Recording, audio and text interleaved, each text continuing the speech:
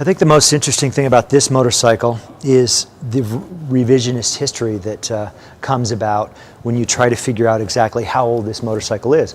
People say, oh, 1903, the Harley-Davidson factory came to be, and this is a 1907, hence it's a 4-year-old model. Well, the 03 is kind of a myth.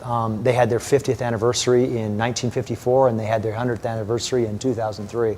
So they revised a year on the second half of the century. Realistically, maybe the brothers Davidson were playing with motorcycles as early as 01, and then by 03, they kind of had a concept that was more of a motorcycle with a little motor strapped in it, which a lot of people did. Private guys bought as-is motors and put them in there. So let's give them credit for doing that by 03. By 04, I think they had some prototypes, and not until about 05 did they have maybe a handful of motorcycles. It wasn't until like 06 that they had maybe 50, right? And then 07, they had the huge production number of like 150 motorcycles. Literally, this strap tank, because of these straps that hold the tank, are some of the first motorcycles out there. This model's far earlier than you think, and not only is it very early, but it's widely accepted as the best original Harley-Davidson of the strap tank era. So we're looking at a hugely important bike.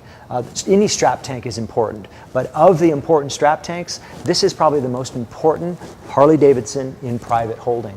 It was estimated to go from $800,000 to $1 million in the auction. I remember going to the bathroom with Rick, and the bike was going to go across the block just shortly thereafter. We zipped up, walked out, he started bidding on it, and he went home with it for less than the auction estimate. And here it resides in Springville. You know, lucky me to have this reference. I sculpted a piece before Rick owned the bike of Walter Davidson on it because he had won some records. The bike is a time warp, and it's a beautiful bike. When E.J. Cole bought the bike was about the time I was coming on the scenes. It's probably early 90s, 92, 93, something like that. And E.J. became one of my best clients. And I remember looking at this bike and just drooling over it forever.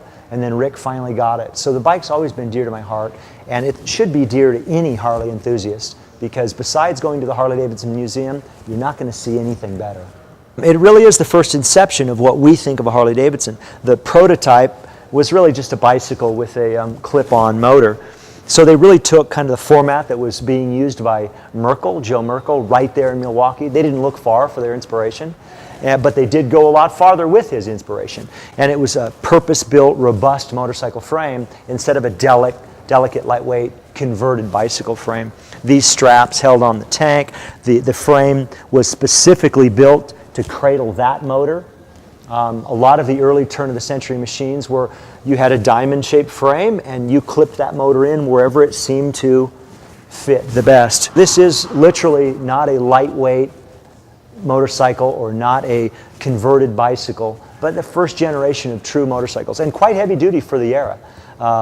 You know, Harley-Davidson might not be known for their speed or agility, but they've always been known for heavy duty workhorses, and the marquee lasts to this day.